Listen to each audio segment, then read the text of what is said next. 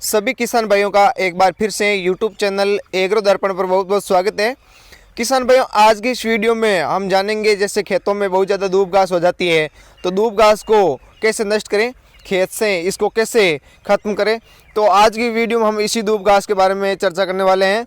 हम देखते हैं कई बार दूब घास है वो बहुत ज़्यादा फैल जाने से खेतों में फसलों के उत्पादन पर काफ़ी ज़्यादा प्रभाव पड़ता है।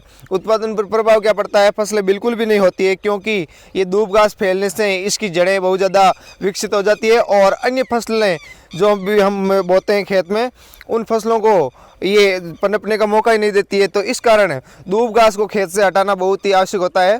तो यहाँ पर आप देख रहे हैं जैसे ये खेत की मेड़ है और खेत की मेड़ पर किस तरह से दूब घास फैली हुई है।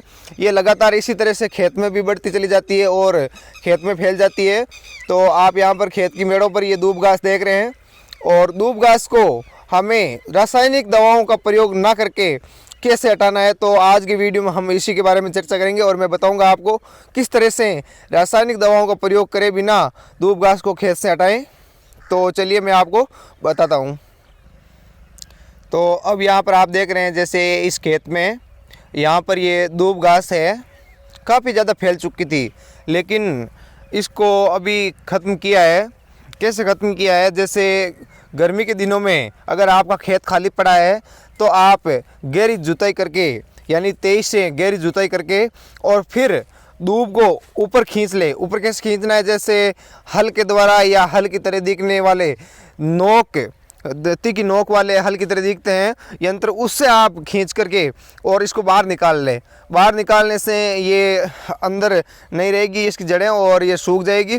आप देख रहे हैं यहाँ पर ये जो सूखी हुई है और अब इसमें जैसे अगर आपके यहाँ पर कोई फव्वारा नहीं चलता है या बरसात नहीं होती है तो ये पूरी तरह से नष्ट हो सकती है। अन्यथा जैसे ही हम इसमें गहरी जुताई करते हैं और गर्मियों में गहरी जुताई का असर बहुत ज़्यादा होता है, उसके तुरंत बाद में अगर बरसात हो जाती है तो ये दूब नष्ट नहीं होती है।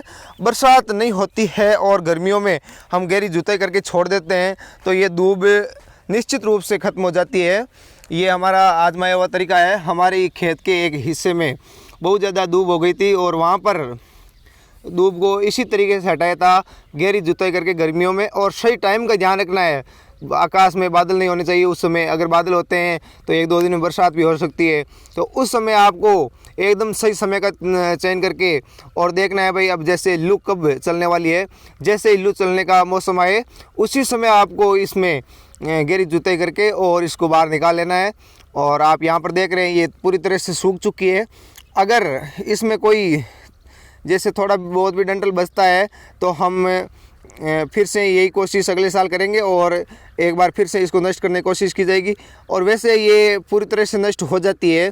हमारा एक आजमाया हुआ तरीका है खेत के अन्य हिस्से में मैं बता रहा हूँ आपको। जैसे तो उसमें वहाँ पर इसी तरह से दूब थी और उस दूब को इसी तरीके से हटाया गया था।